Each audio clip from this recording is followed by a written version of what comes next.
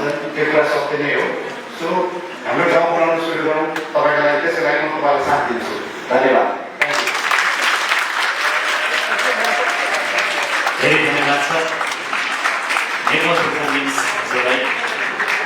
आफ्नो गाउँ बनाउनतर्फ लागौँ, आफ्नो जिल्ला बनाउनतर्फ लागौँ, सबै मेरो साथ हुन्छ भन्ने विदा भएर जानुभएको छ। हामी मनदेखि नै राम्रो गर्न चाहन्छौँ होइन, तर कहिलेकाहीँ कुनै कुराको इन्फ्लुएन्स पनि देशमा अब कति लिडरले त के गर्छौँ अनेक कुरा गर्छौँ नि त होइन। आजको दिनमा पनि म सक्सेसफुल भएँ, तर हिजोको दिनमा त मैले मेरो मुखेमाथको पेन्सन छोडेर युकेको टप ब्रिटिस आर्मीको जागिर छोडेर भएको घर बेच्दिएर रेडबुलले पनि तेरो प्रोजेक्ट चाहिँ पृथ्वीदेखि चन्द्रमामा सुटिङ गर्छु भने जस्तो इट्स इम्पोसिबल भन्ने खालको प्रोजेक्ट लिएर हिँडेको हो नि त। किनकि मेरो के थियो, मेरो विश्वास ठुलो थियो, मेरो पर्पज थियो। मेरो पर्पज दुईवटा थियो पर्पज। एउटा पर्पज के थियो भने नेपाली क्लाइम्बिङ कम्युनिटीलाई फेरि ग्लोबल प्लेटफर्ममा लाने र उनीहरूको नाम र उनीहरूको पहिचानलाई जस्टिस दिने। सेकेन्ड, तपाईँ चाहे कुनै जातीयबाट आउनुहोस्, कुनै देशबाट आउनुहोस्, कुनै ब्याकग्राउन्डबाट आउनुहोस्, यदि तपाईँको मेहनत, तपाईँको पर्पज तपाईँभन्दा ठुलो छ र त्यो पर्पजलाई तपाईँले पक्का विश्वास गर्नुहुन्छ भने you can literally conquer the impossible भन्ने मेरो बिलिभ थियो। त्यसलाई मैले विश्वास गरेँ र आज म यहाँ छु। भाइ बहिनी हो, आफूहरूले अब आजभोलि धेरै सोसियल मिडियाको कम्पिटिसन्सहरू छ, टिकटक, इन्स्टाग्राम अनेक छ होइन। तिमीहरू त्यो जाममा नफस्नु, पक्का हो। जे जसो गरे पनि वर्ल्डमा त्यो 8 बिलियन पिपल छ, 8 बिलियन। जे जसो चाहे तिमीले इभन भाडा धोयो भने पनि 8 बिलियनमा तिमी एक भयो भने you make your life out होइन। हिमाल चढ्नेमा 1 नम्बर भयो अहिले, so I'm here. So many things you can do it. Ani education, knowledge is everything. अनि हामी समय अनुसार हामी परिवर्तन पनि हुन जरुरी छ।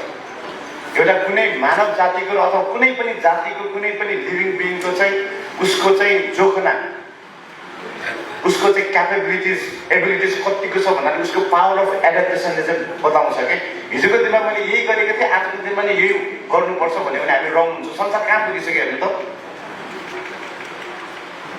हामी चेन्ज गर्नुपर्छ, राइट? सो म स्पेसिफिक त्यो पोइन्टमा जान्छु।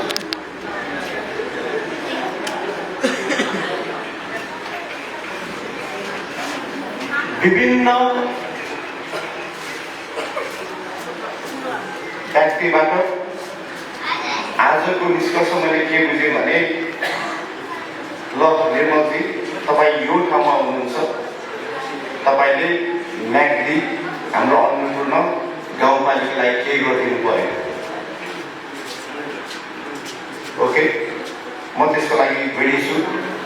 कुनै पनि कुरा बोलेर मात्र हुँदैन है, गर्नुपर्छ होइन। म तपाईँलाई सिधै भन्छु, म स्कुलमा पढ्दाखेरि पनि म जब ब्रिटिस आर्मीमा भर्ती हुन गएँ, म लाउरी हुन गएँ, मेरो भारी बोकेर जुन मैले ट्रेनिङ गरेको थिएँ त्यो न मेरो आमा बाउले गरिदिनु भएको थियो, न मेरो दाइले गरिदिनु भएको थियो, न मेरो साथीले गरेको थियो, म आफूले गरेको थिएँ नि त होइन। त्यसपछि आएर अझैसम्म जुन स्टेजमा छु कसैले पनि गरिँदैन। मान्छेले एउटा सल्लाह सुझाव दिने हो। म एकदम फेयर हिसाबमा म तपाईँलाई कुरा गर्छु, तपाईँकै आफ्नो छोराछोरीलाई चाहिँ तपाईँहरूले सल्लाह दिँदै त त्यो छोराछोरी बिग्रेको छ भने मैले कसरी यो सबै गाउँ समाजलाई ठिक पार्न सक्छु? सक्दैन हजुर। एउटा सत्य कुरामा, एउटा फ्याक्टमा कुरा गरौँ है। यदि तपाईँले यो गाउँपालिका, यो हाम्रो देश र हामी बनियो भने सबैभन्दा पहिला त तपाईँ आफूहरू नै मेहनत गर्नुपर्छ। तपाईँहरूदेखि नै सुरु हुनुपर्छ। तलबाट चाहिँ सुरु भयो भने त्यसलाई माथि पुर्याउने काम चाहिँ म अवश्य गर्छु। तर तपाईँले यो नसोच्नुहोस् कि निम्स दाइ आएर सबै चाहिँ उसले गरिदिन्छ भने। मेरो पनि आफ्नै काम छ, मेरो पनि आफ्नै परिवार छ, मेरो पनि आफ्नो रोजीरोटी कमाउनु पर्ने छ। त्यो फ्याक्ट हो। मैले अघि भनिसकेँ, यदि बाउ आमाले त आफ्नो छोराछोरीलाई ठिक पार्न सकेको छैन भने म कहाँको मान्छेले आएर कहाँ बनाउनु सक्छु। देशमै बसेको देशमै गर्ने अनेक पार्टीका नेताहरू कति कति आइसके, यस्तो ठुलो सिस्टमले त चेन्ज गर्न सकेको छैन भने मबाट पनि यो कुरा चाहिँ सम्भव छैन। मैले के गर्न सक्छु भने मेरो एउटा एक्सपर्टिज लिएर, मेरो डेडिकेटेड टिम लिएर कुनै माउन्टेन कुनै यो ठाउँमा हेरेर मैले सबै म्याग्दी जिल्लाको हिमालदेखि लिएर यहाँको खोला पहाड सबै हेरेर मैले रिसर्च गरेर मैले एउटा प्लानिङ चाहिँ तपाईँलाई दिन सक्छु।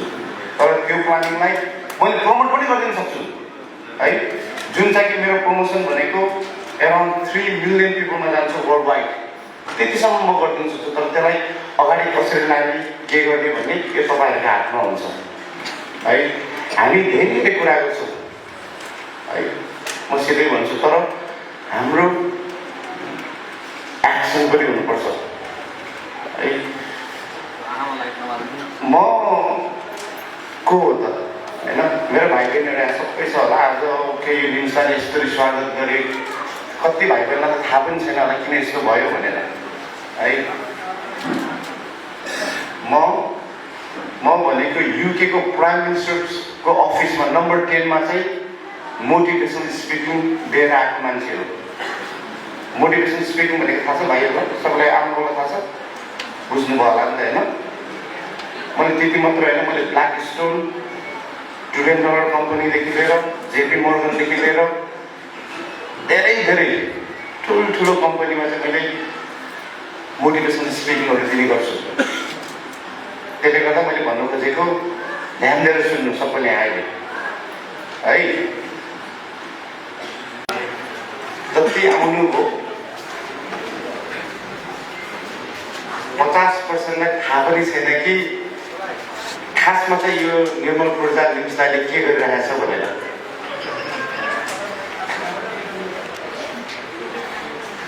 मेरो जुन आजको मेसेज हुन्छ यो मेरो बाबा आमालाई भन्दा पनि जति पनि